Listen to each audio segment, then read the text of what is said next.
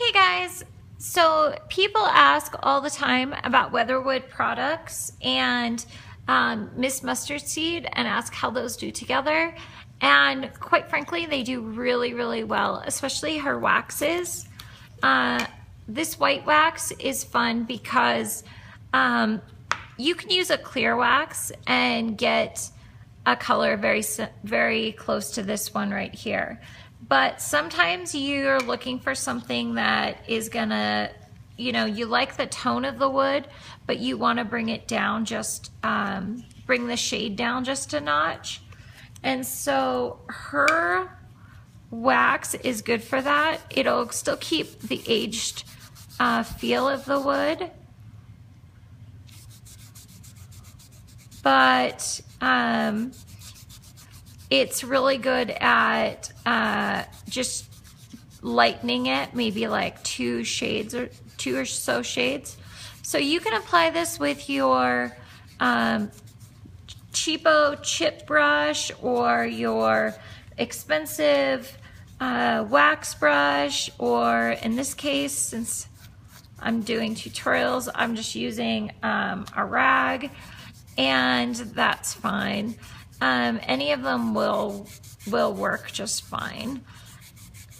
This alder has not really been sanded. There's still, like, as far as alder is concerned, there's still like a lot of coarse grain.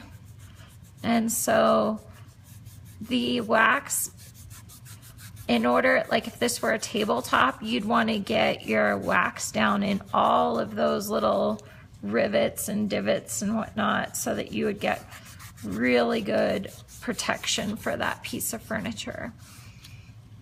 So I'm just working the grains running side to side, so my hand's moving side to side to make sure that I can get in all that tight grain.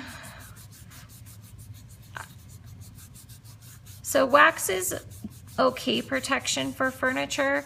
After you've just applied it, it's really good protection, but it does start to wear down. So it's a really beautiful finish. It's worthwhile to have in your home, but you should keep up on it.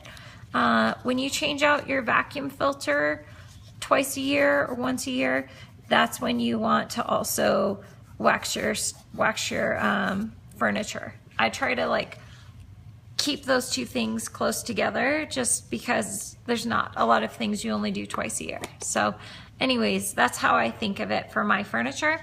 Okay, so we're gonna let this impregnate into the wood surface.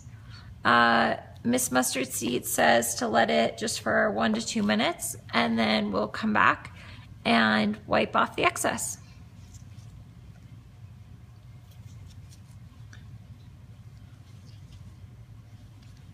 Hey guys, we're back. So you can see that most of the wax absorbed into the wood surface really well. But still, we're back with a clean rag, and we're just gonna rub along the grain of the wood, just picking up any excess that was still hanging out. Like this was a soft wood that hadn't really been sanded, so you could see there's more than normal. And it took longer than normal to apply. Sorry for the long video, but now you'll see how easy it is.